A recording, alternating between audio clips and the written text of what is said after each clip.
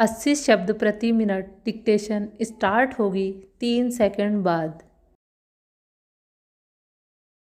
सभापति महोदय, मैं रक्षा मंत्रालय की मांगों का समर्थन करने के लिए खड़ा हुआ हूँ।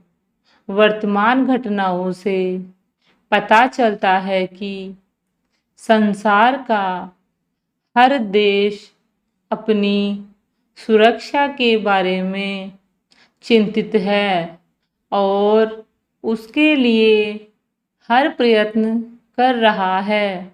इस दृष्टि से अन्य देशों की तरह हमारे देश में भी रक्षा मंत्रालय का महत्व है। मुझे इस बात की खुशी है कि जहां अन्य मंत्रालयों की उनके पिछले साल के कामों के बारे में काफ़ी आलोचना हुई है, वहाँ इस मंत्रालय की कम आलोचना हुई है। इससे पता चलता है कि इस मंत्रालय ने पिछले साल अच्छा काम किया है।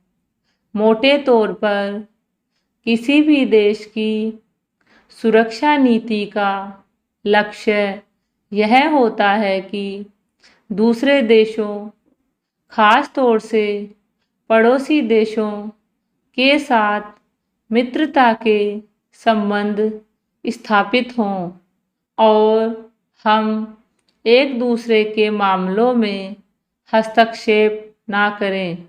लेकिन उसके साथ यह भी जरूरी होता है कि हम अपने देश की सीमाओं और अखंडता की रक्षा करें।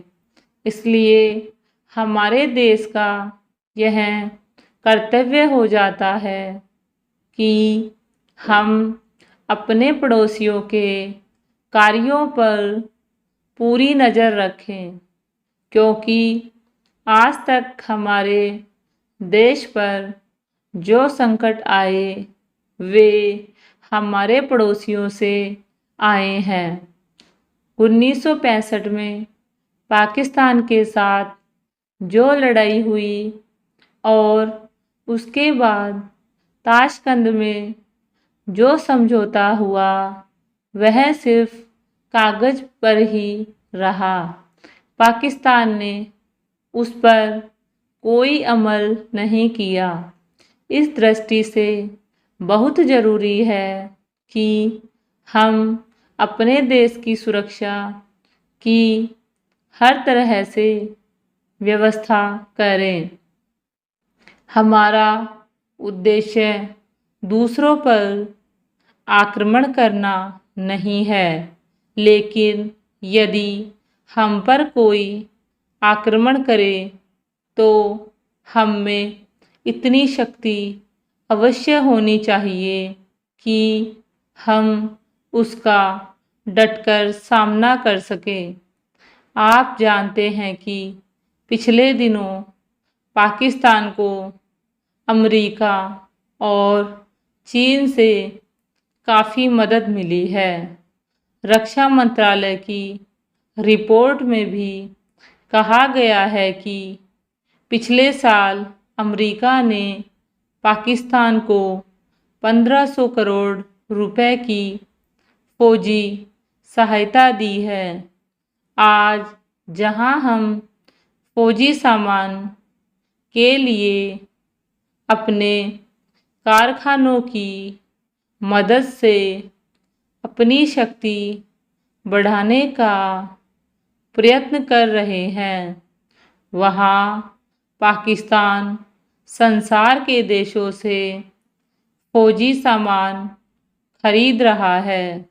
अपनी नीति के कारण वह सब देशों से लाभ उठा रहा है।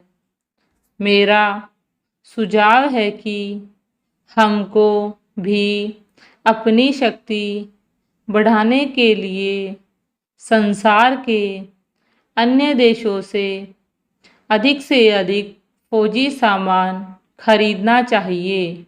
आज तिब्बत की सीमा पर चीन की 1.5 लाख फौज खड़ी है।